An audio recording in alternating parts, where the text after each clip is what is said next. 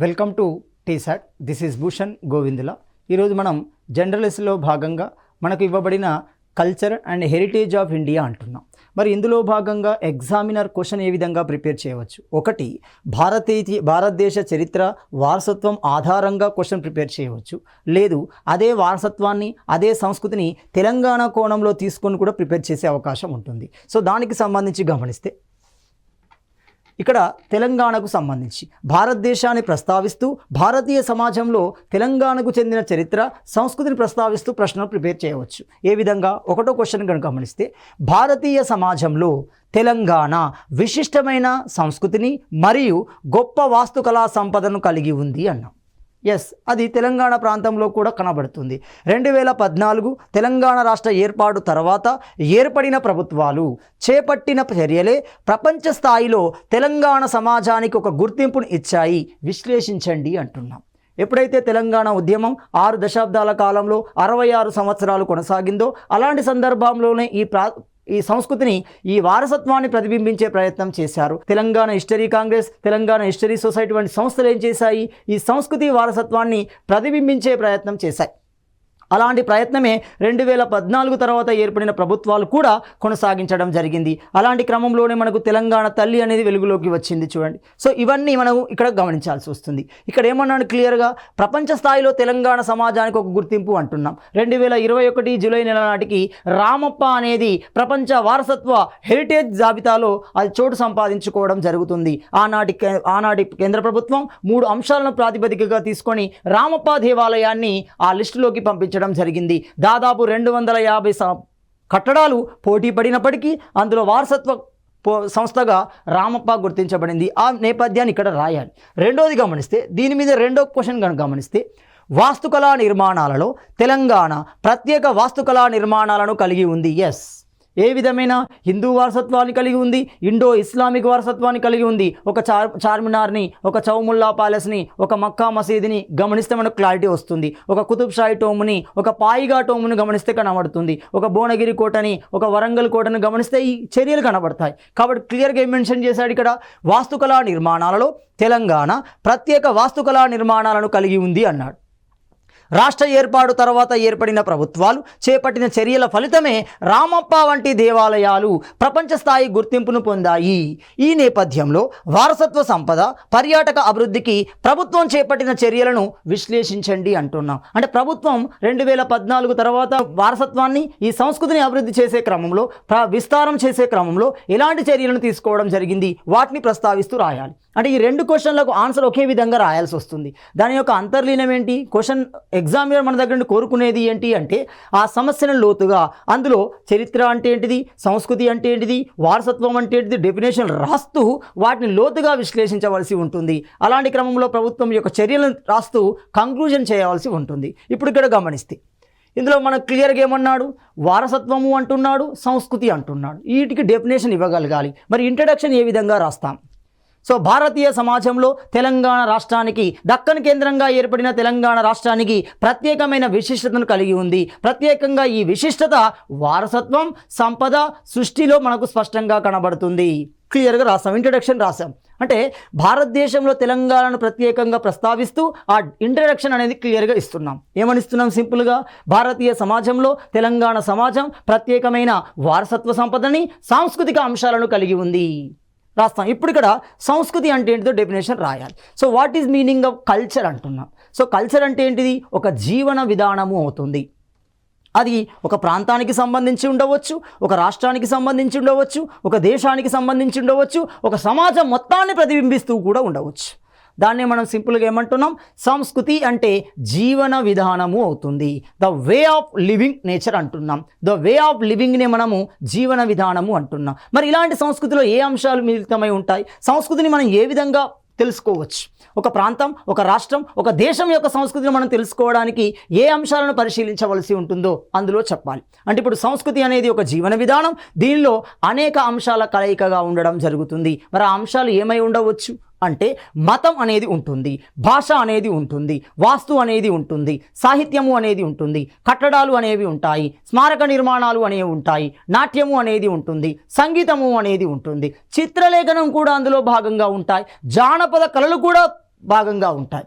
తెలంగాణకు వచ్చినప్పుడు ఈ జానపద కళారూపాలని జనపద కళారూపాలని ప్రత్యేకంగా రాయవలసి ఉంటుంది.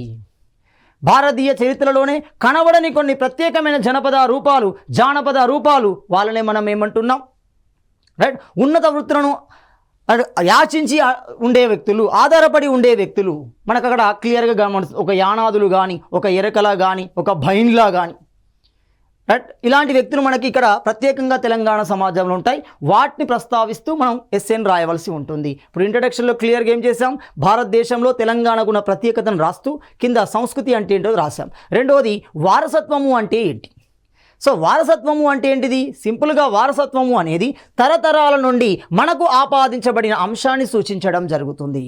తరతరాల నుండి అంటే తండ్రి లేదా తాత లేదా ముత్తాత లేదా వాళ్ళ తండ్రి నుండి వచ్చిన వంశపారంపర్యాన్ని చూపించడం జరుగుతుంది. అందులో ఏం రావచ్చు? ఒక మతానికి సంబంధించిన విధానం రావచ్చు, ఒక మతానికి సంబంధించిన సాంప్రదాయం, ఆచార వ్యవహారాలు రావచ్చు, భాష రావచ్చు, కళ రావచ్చు. ఉదాహరణ చూడండి, ఇప్పుడు నిర్మల్ ఆర్ట్వేర్ అంటున్నాం. నిర్మల్ ఆర్ట్వేర్ కళాకారులు వాళ్ళు ఏమవుతుంది, ఈ నిర్మల్ ఆర్ట్వేర్ కళాకారుల యొక్క ఆ వృత్తి, ఆ విధానం తాతల నుండి వచ్చింది. అది ఆ నిమ్మనాయుడు చేత సృష్టించబడిన నిర్మల్, ఆ నిర్మల్ ద్వారా వచ్చిన కళారూపాలు ఇప్పటికీ కొనసాగుతున్నాయి అంటే అవి తరతరాలుగా ఇచ్చాయి. వాటికి పర్టికులర్ స్కూల్స్ లేవు. ఇప్పుడు పెంబర్తి కళను గమనించండి, ఒక సిల్వర్ పిలిగ్రీ కళను గమనించండి, ఒక బింద్రీ సామాన్లు తయారు చేసే కళను గమనించండి. అది వారసత్వంగా మనకు వస్తుంది. తండ్రి నుండి కానీ, తాత నుండి కానీ, ముత్తాత నుండి కానీ వస్తుంది. దాన్ని మనం వారసత్వం లేదా హెరిటేజ్ అంటాం. అంటే ఇప్పుడు హెరిటేజ్ అంటే సింపుల్, తరతరాలుగా మనకు ఆపాదించబడిన అంశాలు. మరి ఈ అంశాలు ఏ విధంగా వస్తాయి అంటే తల్లిదండ్రుల నుండి కానీ, తల్లిదండ్రుల నుండి కానీ, కుటుంబాల నుండి కానీ, ప్రాచీన కుటుంబాల నేపథ్యం నుండి కానీ మనకు అవి అందించబడడం జరుగుతుంది అని మనం వారసత్వంగా రాస్తాం. సో ఇలాంటి వారసత్వాన్ని పరిశీలించడానికి మనం 3 అంశాలను గమనించవలసి ఉంటుంది. అంటే ఇప్పుడు సింపుల్ వారసత్వం యొక్క రకాలను రాస్తున్నాం. మరి వారసత్వం ఎన్ని రకాలుగా కనబడుతుంది అంటే మనకు ప్రత్యేకంగా 3 రకాలుగా కనబడుతుంది. ఒకటి సాంస్కృతిక వారసత్వము అంటాం, కల్చరల్ హెరిటేజ్ అంటున్నాం. అంటే కల్చరల్ హెరిటేజ్ ఎక్కడ కనబడుతుంది? కళాత్మకతలో కనబడుతుంది, కళా వృత్తుల్లో కనబడుతుంది. కాబట్టి వారసత్వంలో మొదటి అంశం ఏమవుతుంది, మొదటి రకం ఏమవుతుంది? కల్చరల్ హెరిటేజ్ అంటున్నాం. రెండోది సహజ హెరిటేజ్ అంటున్నాం. చూడండి, ఈ సహజంగా ఏమున్నది, దీన్ని మనం సింపుల్గా ట్రెడిషనల్ హెరిటేజ్ అంటున్నాం, సాంప్రదాయ హెరిటేజ్ అంటున్నాం. అంటే వారసత్వం, సాంప్రదాయ వారసత్వంగా పిలవడం జరుగుతుంది. మూడోది ఏమిటిది? ఇంటాజిబుల్ అంటాం, ప్రత్యేకతను కలిగి ఉండడం. అంటే సాధారణ సమాజంతో పోల్చుకుంటే అది ప్రత్యేకతను వాళ్లకు మాత్రమే ఆపాదించబడింది. బెస్ట్ ఎగ్జాంపుల్ చూడండి, బంజారాస్ అంటాం. బంజారా అల్లికలు కేవలం లంబాడీ వర్గాలకు సంబంధించినవి.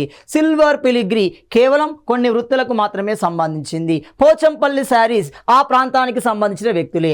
పెంబర్తి కళ పెంబర్తి ప్రాంతానికి సంబంధించిన వ్యక్తులే. నిర్మల్ కళ నిర్మల్ ప్రాంతానికి సంబంధించిన వ్యక్తులే. ఇట్లా ఒక ప్రత్యేకతను కలిగి ఉంటుంది. ఆ ప్రత్యేకత ఎక్కడ కనబడదు, ఆ ప్రాంతంలో పోతమే కనబడుతుంది.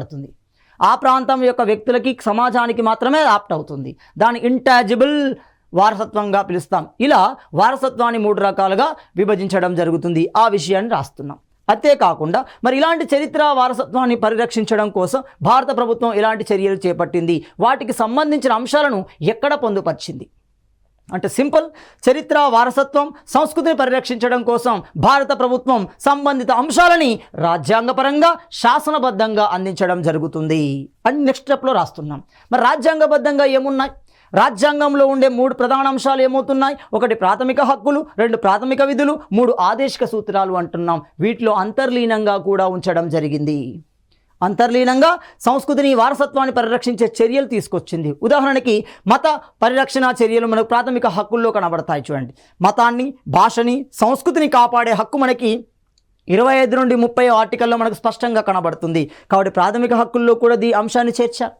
అంతేకాకుండా ఆదేశిక సూత్రాల్లో గమనిస్తే 49వ ఆర్టికల్ 49ని కనుక గమనిస్తే అది పార్లమెంటు ద్వారా కానీ, రాష్ట్ర శాసన చట్టం ద్వారా కానీ పరిధిలోకి తీసుకోబడిన అంశం. అది స్మారక నిర్మాణం కావచ్చు, కళారూపం కావచ్చు, వారసత్వం కావచ్చు, ఏదైనా కానీ అది పార్లమెంట్ ఆధీనంలో ఉన్న, రాష్ట్ర ఆధీనంలో ఉన్న వాటిని పరిరక్షించే బాధ్యతని రాష్ట్రాలకు అప్పగించడం జరిగింది. రాష్ట్రాలకు అందించే అంశం మనకి ఆర్టికల్ 49లో చెప్తుంది. ఆర్టికల్ 51A, ఆ ఆర్టికల్ 51A అంటే ఏమవుతుంది? ప్రాథమిక విధులు, ఫండమెంటల్ డ్యూటీస్ అవుతాయి. మరి ఇందులో ఏం చెప్పింది విధి? అంటే ఒక దేశం యొక్క వారసత్వాన్ని, సంస్కృతిని నువ్వు ఖచ్చితంగా సంరక్షించాలి, దానికి నువ్వు ఖచ్చితంగా రెస్పెక్ట్ ఇవ్వాలి. అంటే ఇప్పుడు క్లియర్, దేశ వారసత్వానికి, సంస్కృతిని పరిరక్షించడమే కాకుండా దానికి నువ్వు రెస్పెక్ట్ ఇవ్వాలి. ఆ బాధ్యత ప్రతి పౌరుని మీద మోపడం జరిగింది. అదే ఆర్టికల్ 51A అంటాం. ఇది రాజ్యాంగపరంగా వారసత్వాన్ని, సంస్కృతిని పరిరక్షించే చర్యలు. అంతేకాకుండా శాసనబద్ధంగా కూడా చేశారు. శాసనబద్ధంగా కూడా చేయడం జరుగుతుంది. AMSAR అంటాం చూడండి, చట్టాన్ని కూడా తీసుకొచ్చింది. రైట్, ఈ చట్టాన్ని కూడా తీసుకొచ్చి ఏం చేసింది, ఈ దేశవ్యాప్తంగా వారసత్వం, సాంస్కృతిక కళారూపాలని మరియు చిత్రలేఖనాన్ని, ఇతర కళారూపాలను సంరక్షించే బాధ్యతని ఒక సంస్థ ఆధీనంలో ఉంచడం జరిగింది. ఇలాంటి క్రమంలోనే 1984 జనవరిలో రాజీవ్ గాంధీ చైర్మన్గా మనకి సంస్థ అనేది ఏర్పాటు చేయబడింది. ఇది ఒక స్వయం ప్రతిపత్తి సంస్థ, ఢిల్లీ కేంద్రంగా ఏర్పాటు చేయడమే కాకుండా ఇందులో 117 పట్టణాలలో దానికి సంబంధించిన శాఖలను ఏర్పాటు చేసింది. విదేశాలలో భారతీయ వారసత్వాన్ని, సంస్కృతిని కాపాడే చర్యలు చేపట్టింది. దాని బ్రాంచ్లను కూడా విస్తరించింది. ఒక బెల్జియాని గమనించండి, ఒక USAని గమనించండి, ఒక UKని గమనించండి. ఇలాంటి దేశాలలో కూడా వీటికి సంబంధించిన శాఖలు అక్కడ విస్తారం చేయబడ్డాయి. ఇలా భారతదేశ వారసత్వాన్ని, సంస్కృతిని పరిరక్షించే చర్యలను ప్రభుత్వం చేపట్టింది. మరి ప్రపంచ స్థాయిలో ఏ విధంగా ఉంది? ఈ ప్రపంచ స్థాయిలో కూడా ప్రపంచవ్యాప్తంగా ఉన్న సమాజాలలో ఉన్న సంస్కృతి వారసత్వాన్ని పరిరక్షించడం కోసం సమావేశం నిర్వహించబడుతుంది. 1982 ఏప్రిల్ 18 ఆఫ్రికాలోని ట్యునీషియా కేంద్రంగా సమావేశం నిర్వహించబడింది. ఈ సమావేశం యొక్క నిర్ణయం ఏంటి? ప్రపంచవ్యాప్తంగా ఉన్న వారసత్వ, సాంస్కృతిక కట్టడాలని, వాటికి సంబంధించిన మాన్యుమెంట్లను కానీ, స్మారక నిర్మాణాలను కానీ రక్షించాలి. దానికి కావలసిన ఫ్రేమ్వర్క్, దానికి కావలసిన విధి విధానాలు, దానికి కావలసిన ఆర్థిక మద్దతు ఇవ్వాలి అనేది ఈ చర్చ యొక్క సారాంశం. ఆ చర్చ సారాంశం ప్రకారమే సంస్థ ఏర్పడుతుంది. అలాంటి క్రమంలోనే మనకి యునెస్కో అనేది ఆవిర్భవించింది. ఈ యునెస్కో యొక్క ఉద్దేశం ఏంటి? ప్రపంచ సమాజాలలో ఉన్న వారసత్వ, సాంస్కృతిక కళారూపాలను సంరక్షించడం. సో ఇలా మనకి అంతర్జాతీయ గుర్తింపు కూడా వచ్చింది. మరి అలాంటి గుర్తింపు తెలంగాణ కేంద్రంగా ఇచ్చారు. మరి 2014లో 66 సంవత్సరాల చరిత్రలో 66 సంవత్సరాల ఉద్యమ ఫలితంగా మనకి 2014 జూన్ 2న 29వ రాష్ట్రంగా తెలంగాణ ఏర్పడింది. ప్రస్తుతం 28 రాష్ట్రాలే ఉన్నాయి చూడండి. 2014 జూన్లో 29వ రాష్ట్రంగా తెలంగాణ ఏర్పాటు చేయబడుతుంది. అలాంటి తెలంగాణలో మొట్టమొదటి ప్రభుత్వం TRS రూపంలో ఏర్పడుతుంది. 10 సంవత్సరాల కాలం నిర్విమానంగా కొనసాగిన ఈ TRS పార్టీ ఎలాంటి చర్యలను చేపట్టింది? వారసత్వం, సంస్కృతి అభివృద్ధి కోసం ఎలాంటి చర్యలు చేపట్టింది? అలాంటి ఫలితమే రామప్ప అనే దేవాలయం ఏమవుతుంది? వారసత్వ సంపదలోకి వెళ్ళింది. ఇప్పుడు మనం రామప్పని ఫోకస్ చేసుకుంటూ రాస్తాం. ఇంతవరకు రాసి ఇప్పుడు రామప్పని ఫోకస్ చేసుకుంటూ రాస్తాం. మరి రామప్ప ఎప్పుడు పంపబడింది? ఏ అంశాల ప్రాతిపదికన దాన్ని నామినేట్ చేశారు? దాదాపు 250 కట్టడాలలో ఈ కట్టడానికి ఆ గుర్తింపు ఎందుకు వచ్చింది అంటే, ఆనాటి కేంద్ర ప్రభుత్వం 3 అంశాలను ప్రాతిపదికగా తీసుకుంది. ప్రత్యేకతను తీసుకుంటూ దాన్ని నామినేట్ చేయడం జరిగింది. ఇక్కడ గమనించాలి. రామప్ప దేవాలయం 2020లో కేంద్రం 3 అంశాల ప్రాతిపదికన వారసత్వ హోదాకు పంపడం జరిగింది. మరి ఆ 3 అంశాలు ఏంటి? ఒకటి అతి ముఖ్యమైనది, ఏ దేవాలయాలలో కనబడింది అక్కడ కనబడుతుంది చూడండి, ఇసుకపై ఆలయాన్ని నిర్మించడం. ఇసుక పిల్లర్స్ అంటాం చూడండి, శాండ్ పిల్లర్స్ అంటాం. ఎందుకంటే భవిష్యత్తులో భూకంపం వచ్చిన సందర్భంలో దేవాలయం పడిపోకుండా ఉండడం అనేది ఇందులో కనబడుతుంది. ఇసుక పునాదులు అనేవి స్పష్టంగా కనబడతాయి. ఒకటి. రెండవది, తేలియాడే ఇటుకల నిర్మాణం అంటున్నాం. రామప్ప గోపుర నిర్మాణాన్ని గమనిస్తే ఆ నిర్మాణంలో ఉపయోగించిన ఇటుకలు నీటిపై తేలియాడే లక్షణాన్ని కలిగి ఉన్నాయి. అంతర్లీనంగా గమనిస్తే మనకు ఒక అర్థమవుతుంది చూడండి. ఇప్పుడు లైట్ వెయిట్ ఇటుకలు తయారు చేస్తున్నారు. ఏమవుతున్నది? మధ్యలో గాలిని వదిలేస్తూ, స్థలాన్ని వదిలేస్తూ ఇటుక తయారీ అనేది చేయబడుతుంది. దాన్ని మనము తేలియాడే ఇటుకల నిర్మాణం 2వ లక్షణం తీసుకున్నా. 3వది, ఇప్పటి వరకు 1213లో నిర్మించబడిన రామప్ప దేవాలయం, ఆ రామప్ప దేవాలయం యొక్క రాతిపై ఉన్న రంగు ఇప్పటికి పోలేదు. అంటే ఆ రాతి యొక్క రంగు ఇప్పటికి పోలేదు. ఎంత క్వాలిటీ ఉందో చూడండి. సో ఈ 3 లక్షణాలని, అంటే ఆనాడు దేవాలయ నిర్మాణానికి వాడిన రాళ్ళు ఇప్పటికీ రంగును కోల్పోలేదు. ఈ 3 లక్షణాలను ప్రధాన అంశాలుగా సూచిస్తూ రామప్పని నామినేట్ చేయడం జరిగింది. ప్రభుత్వం ఆనాటి యునెస్కోకు పంపించడం జరిగింది. మొత్తంగా ఈ అంశాలను పరిగణలోకి తీసుకున్న యునెస్కో 2021 జూలై 25న వారసత్వ హోదాను పంపించడం జరిగింది. వారసత్వ హోదా వస్తే ఏమవుతుంది? టూరిజం డెవలప్ అవుతుంది, ఆర్థిక మద్దతు అనేది జరుగుతుంది, ప్రాజెక్టులు ఏర్పడడానికి అవకాశం కలుగుతుంది. సో మనకి ఇక్కడ 2021 జూలై 25న రామప్ప హెరిటేజ్ సంస్థలో ఒక లిస్టుగా చేరడం జరిగింది. మొత్తంగా భారతదేశం నుండి 40కి పైగా వారసత్వ సాంస్కృతిక కట్టడాలు అనేవి చేరాయి. అందులో 32 సాంస్కృతిక వారసత్వాన్ని కలిగి ఉంటే 7 సహజ వారసత్వాన్ని కలిగి ఉంటే 1 మిశ్రమ వారసత్వాన్ని కలిగి ఉండడం జరుగుతుంది. మొత్తంగా 40 ఆ అంశాలలో మనకి రామప్ప కూడా 1 2021 ఇదే సమయంలో ధోలోవీరా కూడా ఆ వారసత్వ సంపదలో చోటు చేసుకుంది. మరి ఇలాంటి ఈ రామప్ప గురించి గమనిస్తే ఎప్పుడైతే వారసత్వ హోదా వచ్చిందో దీంతో ప్రభుత్వం ఈ రామప్ప దేవాలయ అభివృద్ధి మీద చర్యలు చేపట్టింది. అలాంటి చర్యల్లో భాగంగా 8 కీలక అంశాలను గుర్తించింది. ఆ 8 కీలక అంశాలను ఉపయోగిస్తూ రామప్పను అభివృద్ధి చేసే చర్యల్లోకి వెళ్ళిపోయింది. ఆ 8 అంశాలు ఏంటి? 1వ గమనిస్తే 1వది ఏమవుతుంది? దేవాలయం చుట్టూ 500 మీటర్ల వరకు బఫర్ జోన్ను ప్రకటించడం జరిగింది. బఫర్ జోన్ అనేది చాలా చాలా ఇంపార్టెంట్. కాబట్టి 500 మీటర్ల విస్తీర్ణంలో ఎలాంటి నిర్మాణాలు చేపట్టకుండా సంరక్షణ చర్యల్లో భాగంగా బఫర్ జోన్ను ప్రకటించింది. 1 ఈ ప్రాంతంలో భవన నిర్మాణాలపై కఠిన ఆంక్షలు విధించడం జరుగుతుంది. భవన నిర్మాణాలు గుడి కంటే ఎక్కువగా ఉండకూడదు, గుడి మీద ప్రభావం చూపే విధంగా నిర్మాణాలు ఉండకూడదు అని 2వ లక్షణానికి ప్రాధాన్యత ఇచ్చింది. 3వ లక్షణాన్ని గమనిస్తే 500 మీటర్ల వరకు కలెక్టర్ అనుమతి. 500 మీటర్ల తర్వాత ఒక నిర్మాణం చేపట్టాలి అంటే కలెక్టర్ అనుమతి తీసుకోవాలి. ఒకవేళ 300 మీటర్ల తర్వాత నిర్మాణం చేపట్టాలి అంటే ఆర్కియాలజీ డిపార్ట్మెంట్ యొక్క పర్మిషన్ తీసుకోవాలి. ఈ 2 పర్మిషన్ లేకుండా అక్కడ ఎలాంటి నిర్మాణం చేపట్టకూడదు. అదేవిధంగా భూమట్టం నుండి 10 మీటర్ల ఎక్కువ మట్టంలో నిర్మాణాలు నిషేధించారు. తద్వారా దేవాలయం యొక్క స్తోమత తగ్గే అవకాశం ఉంటుంది. విజిబిలిటీ అనేది తగ్గుతుంది. అంటే దేవాలయం మీద ఎలాంటి ప్రభావం జరగకుండా 10 మీటర్ల ఎత్తుపై ఎలాంటి నిర్మాణం జరిగితే దాన్ని నిషేధించడం జరుగుతుంది. సో ఇలాంటి 8 అంశాలను ప్రాధాన్యత ఇస్తూ రామప్పను అభివృద్ధి చేసే చర్యల్లోకి వెళ్ళిపోయింది. అసలు ఈ రామప్ప దేవాలయం యొక్క ప్రత్యేకత ఏంటి? సో రామప్ప దేవాలయం ఎక్కడ ఉంది? ప్రస్తుతం ములుగు జిల్లా పాలంపేట కేంద్రంగా ఉంటుంది. రామప్ప చెరువు పరిసర ప్రాంతాలలో నిర్మించబడింది రామప్ప దేవాలయం అవుతుంది. దీనికి చాలా ప్రత్యేకత ఉంటుంది. మొదటి ప్రత్యేకత, దీనిని మనము రామలింగేశ్వర ఆలయము అంటున్నాం. దాని అర్థం ఏంటి? ఈ దేవాలయంలో ప్రధాన దైవం శివుడు. శివుని యొక్క ప్రతిరూపమే రామలింగేశ్వరుడుగా పిలువబడుతున్నాడు. అందుకే ఈ ఆలయాన్ని రామలింగేశ్వర ఆలయంగా పిలవడం జరిగింది. అదేవిధంగా ఈ రామలింగేశ్వర ఆలయాన్ని రామప్ప అన్నాం. ఎందుకన్నాం? మీకు ఇక్ష్వాకుల కాలంలో కనబడుతుంది చూడండి, నాగార్జున కొండలపై బదంతాచారి పేరు కనబడుతుంది. అలాగే ఈ రామలింగేశ్వర ఆలయ రూపకల్పనలో ప్రధాన పాత్ర పోషించిన ఆర్కిటెక్ట్, శిల్పి, వాస్తుశిల్పి ఎవరు? రామప్ప. సో అతని పేరు మీద ఈ దేవాలయానికి ఆ పేరు అనేది పెట్టబడింది. ఇది 2వ ప్రత్యేకత. 3వది, దేవాలయం యొక్క నిర్మాణాలు గమనిస్తే త్రిముఖ భంగిమలో ఉన్న నంది అనేది కనబడుతుంది. 3 డైమెన్షన్లో కనబడతాడు. 3 దిక్కుల నుండి చూసినా అది మన సైడే చూసినట్టుగా కనబడుతుంది. బుద్ధుడు కూడా త్రిముఖ భంగిమలోనే ఉంటాడు చూడండి. హుస్సేన్ సాగర్లో ఉన్న బుద్ధుడు కూడా 3 డైమెన్షన్లో ఉంటాడు. త్రిముఖ భంగిమలో ఉన్న నంది అక్కడ అత్యంత ముఖ్యమైనది. 4వది గమనిస్తే ఇసుక పునాదులను ఉపయోగించడం. నక్షత్రాకార గుడి ఆకారాన్ని కలిగి ఉంటుంది. పైనుండి ఓవర్ వ్యూ కనుక గమనిస్తే దేవాలయం మొత్తం నక్షత్రాకారంలో డిజైన్ చేయబడి ఉండడం జరుగుతుంది. ఎత్తైన పీఠం మీద దేవాలయ నిర్మాణం అనేది జరుగుతుంది. ఏమవుతుంది? ఇక్కడ తేలియాడే ఇటుకలను ఉపయోగించారు.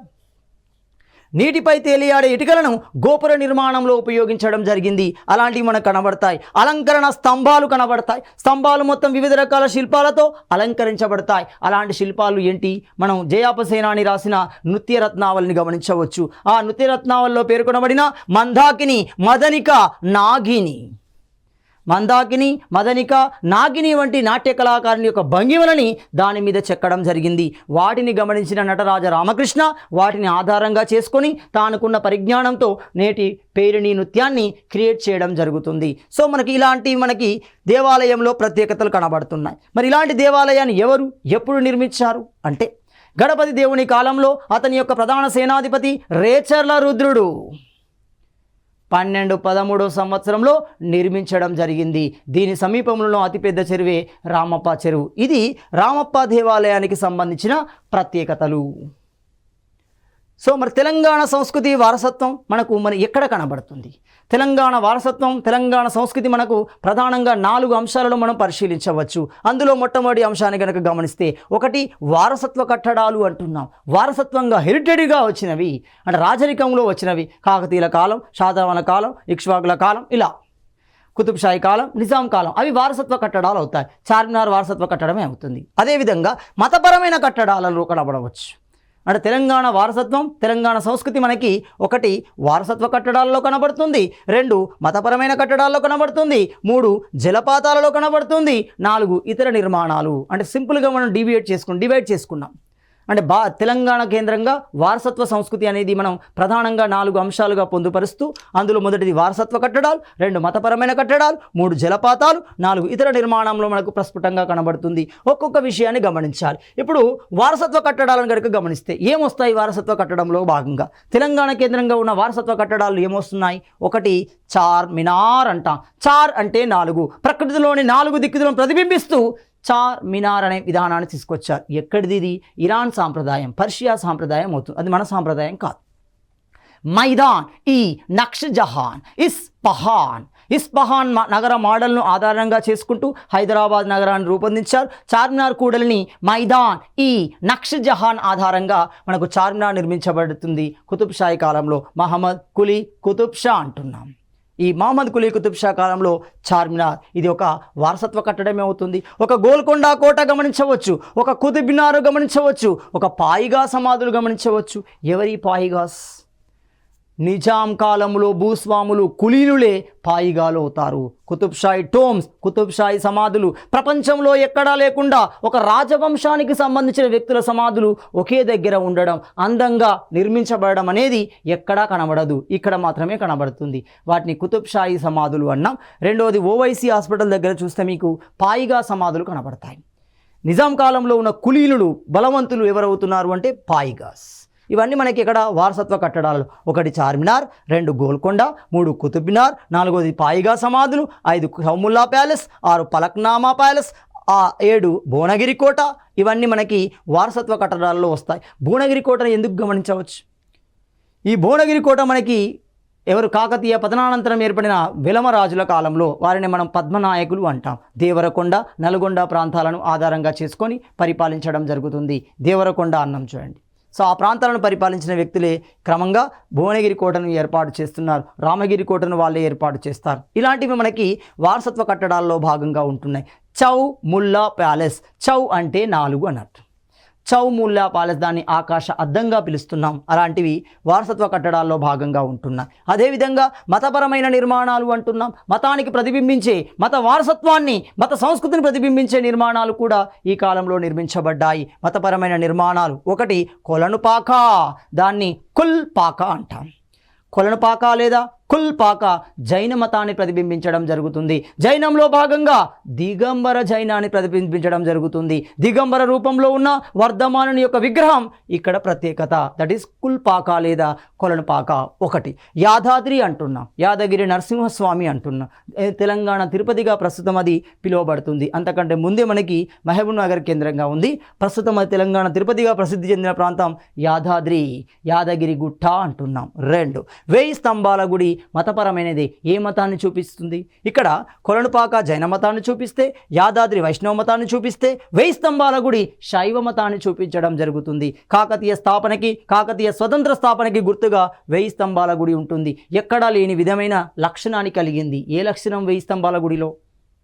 మనకి త్రికూట ఆలయంగా కనబడడం. ఒక విష్ణువు ఏ రూపంలో? వాసుదేవుని రూపంలో, ఒక శివుడు రుద్రుని రూపంలో, ఒక సూర్యుడు రవి రూపంలో మనకు అక్కడ 3 దేవాలయాలు ఒకే ప్రాంగణంలో ఉంటాయి. ఆ ప్రాంగణాన్ని మనము త్రికూట ప్రాంగణము అంటాం.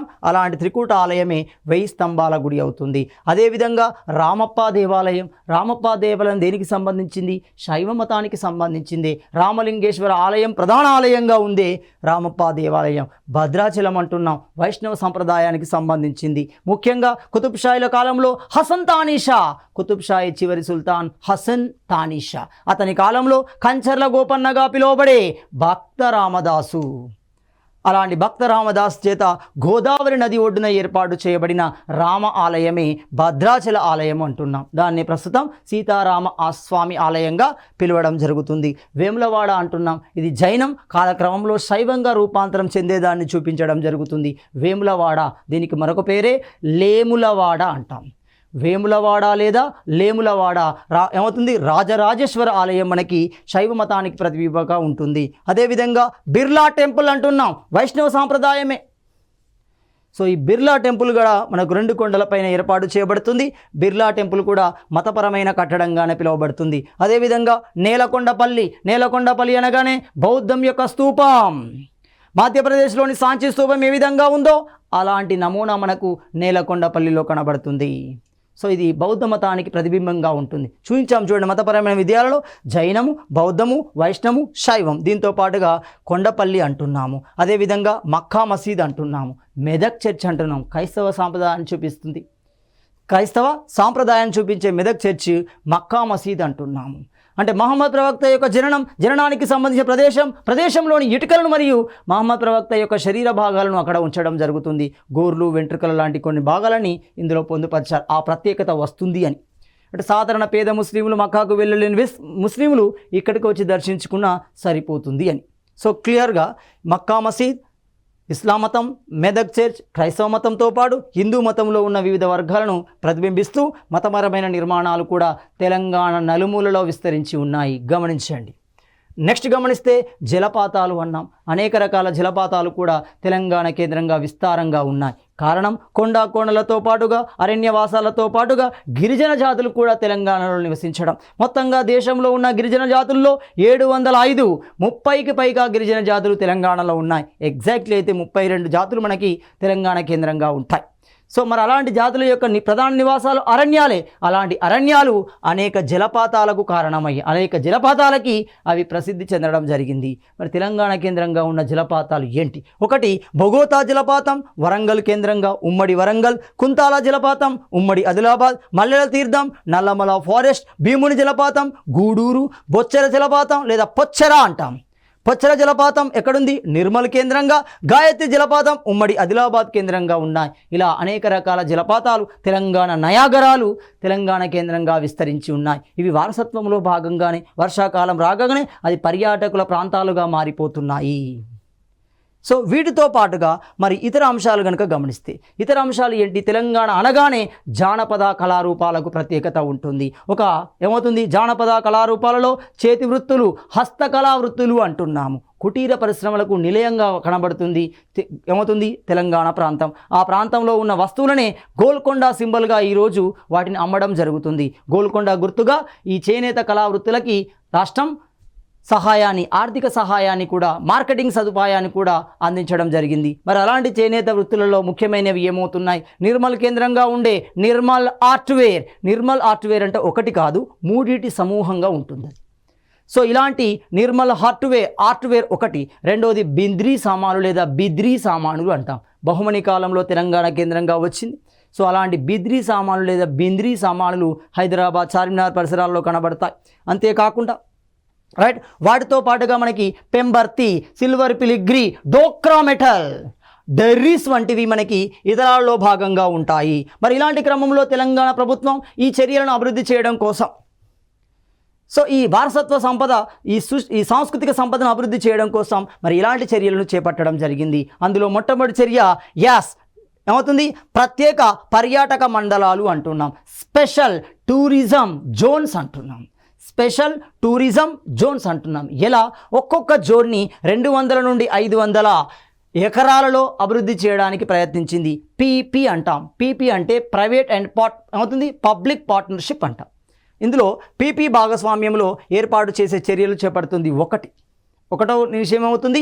ప్రత్యేక పర్యాటక మండలాలు అంటున్నాం. మరి ఎక్కడ ఏర్పాటు చేయడానికి ట్రై చేస్తుంది అంటే, 1 అనంతగిరి కొండలలో, 2 నాగార్జున సాగర్, 3 యాదగిరి గుట్ట, 4 కాళేశ్వరం, 5 ఎల్లంపల్లి వంటి ప్రదేశాలలో ఈ స్పెషల్ టూరిజం జోన్లను ఏర్పాటు చేయడానికి ఒక్కొక్క జోన్ యొక్క విస్తీర్ణం మినిమం 200 ఎకరాలు, మ్యాక్సిమం 500 ఎకరాలుగా ఉండడం జరుగుతుంది. అంతేకాకుండా రెండోది హెరిటేజ్ టూరిజాన్ని డెవలప్ చేస్తుంది. హెరిటేజ్ టూరిజం అంటే వారసత్వ టూరిజం అంటున్నాం. ఈ వారసత్వ టూరిజం డెవలప్ చేయడానికి ఏం చేసింది? హెరిటేజ్ కమిటీలను ఏర్పాటు చేసింది. ఆ కమిటీలలో నిపుణులను తీసుకొని వారి యొక్క సలహాల ద్వారా ఈ హెరిటేజ్ని ఏ విధంగా అభివృద్ధి చేయాలి, ఆ చర్యలను అమలు చేసే క్రమంలో హెరిటేజ్ టూరిజాన్ని ఏర్పాటు చేయడం జరుగుతుంది. మరి ఇలాంటి హెరిటేజ్ టూరిజాన్ని ఎక్కడ డెవలప్ చేయాలి? ఆ నిపుణులు ఇచ్చిన సూచనల ప్రకారం గమనిస్తే వరంగల్ కేంద్రంగా, హైదరాబాద్ కేంద్రంగా, వరంగల్, హైదరాబాద్, రామప్ప వంటి ప్రదేశాలలో సర్క్యూట్లను ఏర్పాటు చేస్తున్నారు. అంటే తెలంగాణ కేంద్రంగా ఉన్న వారసత్వ కళా సంపదను సర్కిల్ చేస్తూ ఒకే కేంద్రీకృతం చేస్తూ సర్క్యూట్లను క్రియేట్ చేయడం జరుగుతుంది. తద్వారా హెరిటేజ్ రాష్ట్రంగా ప్రమోట్ చేయడం తెలంగాణ యొక్క రెండో విధానం వస్తుంది. అంటే ప్రపంచానికి భారతదేశానికి తెలంగాణను హెరిటేజ్ రాష్ట్రంగా ప్రమోట్ చేసే క్రమంలో ఈ సర్క్యూట్లను క్రియేట్ చేయడం జరుగుతుంది. 2 మూడోది మెడికల్ టూరిజాన్ని కూడా డెవలప్ చేస్తుంది. మెడికల్ టూరిజం ప్రయాణికులకు భద్రత కల్పించాలి. అది ఆరోగ్యపరమైన భద్రత కల్పించినప్పుడే ప్రయాణికులు రావడానికి పర్యాటకులు రావడానికి అవకాశం ఉంటుంది. కాబట్టి అందులో భాగంగా ఈ వైద్య వ్యవస్థను కూడా మెడికల్ టూరిజం రూపంలో డెవలప్ చేసే అవకాశం ఉంటుంది. మెడికల్ టూరిజం అనేక రకాల వాటాదారులు, అన్ని రకాల వాటాదారులు, అది ప్రైవేట్ భాగస్వామ్యం కానీ, వైద్య భాగస్వామ్యం కానీ, ప్రభుత్వ భాగస్వామ్యం కానీ, బేసిక్లో వచ్చే భాగస్వామ్యం, సామాజిక భాగస్వామ్యం కానీ, ఇలా అన్ని రకాల వాటాదారులను తీసుకుంటూ ఈ మెడికల్ టూరిజం డెవలప్ చేసే క్రమాన్ని చేస్తుంది. తద్వారా రాష్ట్రాన్ని మెడికల్ టూరిజం రాష్ట్రంగా ప్రమోట్ చేసే విధానంలోకి వెళ్ళింది. 3వ విధానం. 4వ విధానాన్ని గమనిస్తే క్రాఫ్ట్ గ్రామాలు అంటున్నాం. క్రాఫ్ట్ అనేది చేనేత కళావృత్తుల అభివృద్ధి కోసం. ఉదాహరణకి పోచంపల్లిని గమనించండి. దాన్ని మోడల్ విలేజ్గా ఫస్ట్ తీసుకుంది. పోచంపల్లి అంటేనే చేనేత పరిశ్రమకి, చేనేత వస్తువులకి అది ప్రసిద్ధి చెందిన ప్రాంతం. ఆసియా రుమాలు కూడా అక్కడ నుండే వస్తుంది. కాబట్టి ఇక్కడ ఇక్కత్ ఫ్యాబ్రిక్తోని టై అండ్ డై విధానంలో మనకి చీర నేసే విధానం పోచంపల్లిలో కనబడుతుంది. ఈ ఒక పరంధాములు గమనించండి, అలాంటి విధానంలోకి వెళ్ళి వచ్చిన వ్యక్తులే. కాబట్టి దీన్ని అభివృద్ధి చేయడం కోసం దాన్ని ఒక మోడల్ విలేజ్గా క్రియేట్ చేస్తూ క్రాఫ్ట్ గ్రామంగా అభివృద్ధి చేసే చర్యలు చేపడుతుంది. ఇది ఒక 5వ చర్య అవుతుంది. వీటితో పాటు మరికొన్ని వాటర్ స్పోర్ట్స్, క్రూజ్లను ఏర్పాటు చేస్తుంది. వాటర్ స్పోర్ట్ హుస్సేన్ సాగర్ లాంటి వ్యక్తులు చూడండి, హుస్సేన్ సాగర్ కానీ, నాగార్జున సాగర్ కానీ, లక్నవరం లాంటి వాటిని డెవలప్ చేస్తూ వాటర్ స్పోర్ట్గా, ఆ వాటర్ ప్రాంతంగా, పర్యాటక ప్రాంతంగా అభివృద్ధి చేసే చర్యలని ప్రభుత్వం చేపట్టడం జరుగుతుంది. అంతేకాకుండా 6వ విషయంలో గమనిస్తే పర్యాటక యూనివర్సిటీని ఏర్పాటు చేయడం జరుగుతుంది. పర్యాటక యూనివర్సిటీ చేయడం ద్వారా ప్రజానికానికి, విద్యార్థి లోకానికి తెలంగాణ వారసత్వం, సంస్కృతికి సంబంధించిన విద్యను అందించడంతో పాటుగా ఉపాధిని అందించే ప్రయత్నం చేస్తుంది. సో మనకి ఇక్కడ రాష్ట్రంలో పర్యాటక యూనివర్సిటీ ఏర్పాటు చేయడానికి కూడా చర్యలు తీసుకుంటుంది. అంతేకాకుండా కేరళ మోడల్ని హైదరాబాద్లో విస్తరించడానికి ప్రయత్నం చేస్తుంది. మరి ఏంటి కేరళ మోడల్? 7వ అంశం గమనిస్తే కేరళ టూరిజం మార్ట్ లాగానే హైదరాబాద్ ట్రావెల్ మార్ట్ని ఏర్పాటు చేయడానికి ప్రయత్నం చేస్తుంది. కేరళ ఈ పర్యాటక రంగంగా ఏ విధంగా అభివృద్ధి చెందుతుంది, ఏ విధానం ద్వారా అది అత్యున్నత స్థాయిలోకి వెళ్ళింది, అదే మోడల్ని హైదరాబాద్లో హైదరాబాద్ ట్రావెల్ మార్ట్ పేరుతో ఏర్పాటు చేసే ప్రయత్నాన్ని ప్రభుత్వం తీసుకోవడం జరుగుతుంది. సంబంధిత చర్యలు తీసుకుంటుంది. అలాంటి క్రమంలోనే గోల్ఫ్ టూరిజం, సినిమా టూరిజాలను కూడా ఏర్పాటు చేస్తుంది. సినిమా టూరిజంలో భాగంగా రామోజీ ఫిలిం సిటీ లాంటి వాటిని, వాండర్ వాల్స్ లాంటివి, రామోజీ ఫిలిం సిటీ, వాండర్ వాల్స్ లాంటి వాటిని అభివృద్ధి చేసి వాటికి మద్దతు ఇచ్చే ప్రయత్నం చేయడం జరుగుతుంది. అంతేకాకుండా ఇటీవల రానున్న 2 సంవత్సరాలలో 10 టూరిజం మరియు హాస్పిటాలిటీ పార్కులను ఏర్పాటు చేయడానికి ప్రభుత్వం కృతనిశ్చయంతో కనుగొంది. మరి ఈ 10 ప్రాంతాలు ఏంటి? రానున్న 2 సంవత్సరాల్లో 10 టూరిజంను డెవలప్ చేయాలనుకుంటుంది. మరి ఆ 10 ప్రాంతాలు ఏంటి? అందులో మొదటి ప్రాంతం గమనిస్తే అనంతగిరిని ఏ విధంగా అభివృద్ధి చేయాలనుకుంటుంది? ఎకో మరియు అడ్వెంచర్ పార్కును ఏర్పాటు చేయాలి. అనంతగిరి కొండలు అంటే ప్రకృతి సిద్ధ ప్రదేశాలు అక్కడ ఉంటాయి. కాబట్టి అడ్వెంచర్ పార్క్ని, ఎకో పార్క్ని ఏర్పాటు చేయాలని అనంతగిరిని నిర్ణయించుకుంది. 1వ ప్లేస్. 2 నాగార్జున సాగర్. మరి నాగార్జున సాగర్లో ఏముండాలి? బౌద్ధ మతం ఆరోగ్య పర్యాటక పార్కుగా మార్చాలని నిర్ణయం తీసుకుంది. ఇది 2. 3వది గమనిస్తే యాదాద్రి కాళేశ్వరం విశ్రాంతి పార్కును ఏర్పాటు చేస్తున్నాం. ఎల్లంపల్లి విశ్రాంతి వినోద పార్కును ఏర్పాటు చేస్తున్నాం. మధ్య మానేరు విశ్రాంతి వినోది పార్కును ఏర్పాటు చేస్తున్నాం. బద్వేలు కామ అన్నపూర్ణ రిజర్వాయర్ని విశ్రాంతి మరియు వినోద్ పార్కుగా దాదాపుగా 10 ప్రాంతాలని నిర్ణయించి వాటిని అభివృద్ధి చేసే చర్యల్లోకి ప్రభుత్వం నిర్ణయాలు తీసుకుంటుంది. అదేవిధంగా పర్యాటక రంగ అభివృద్ధి కోసం ఎంఎస్ఎంఈలు ఉన్నాయి. సూక్ష్మ చిన్న పరిశ్రమల యొక్క అభివృద్ధి కోసం వాటికి ఏం వస్తుంది? వాటికి సంబంధించిన భూమి కొనుగోలు కానీ, ల్యాండ్ కన్వర్షన్ కానీ, విద్యుత్ స్టాంపు కానీ, డ్యూటీలు కానీ, డ్యూటీ పన్నులు లాంటి వాటిని తగ్గించి వాటిలో రాయితీ ఇచ్చే ప్రయత్నం చేస్తుంది. ఇలా అడుగడుగున తెలంగాణ వారసత్వం, సంస్కృతిని పెంచే చర్యల్లో ప్రతి చర్యల్లో ప్రభుత్వం లీనమవుతుంది, దాని అభివృద్ధికి కారణమవుతుంది. రైట్, ఇలా మనము ఇక్కడ ప్రభుత్వం తీసుకునే చర్యలు రాస్తాం. కంక్లూజన్లో గమనిస్తే ఘనమైన వారసత్వం కలిగిన తెలంగాణ వారసత్వ సంస్కృతికి ప్రభుత్వం కాలానుగుణంగా చర్యలు చేపట్టడం వల్ల నేడు తెలంగాణ చరిత్ర ప్రపంచ వారసత్వంలో, ప్రపంచ సమాజంలో ఒక విశిష్టమైన గుర్తింపును పొందింది అని మనం కంక్లూడ్ చేస్తాం. సో ఇది మనకి వారసత్వం సంస్కృతిలో భాగంగా తెలంగాణ చరిత్ర వారసత్వానికి సంబంధించిన ఎస్సే టాపిక్. తదుపరి అంశాన్ని మనం తదుపరి వీడియోలో చర్చించుకుందాం.